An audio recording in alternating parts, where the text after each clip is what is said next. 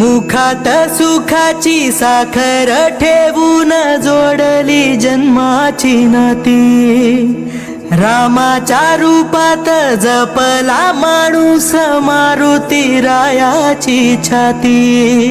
वाघाची लीलानी कपाळी टिळा तू जेडंधारासाठी। भनक भीतीची नवती भवती आभाळ रे माझ्या पाठी।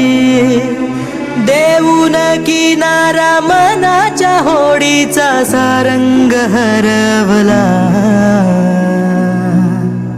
माझा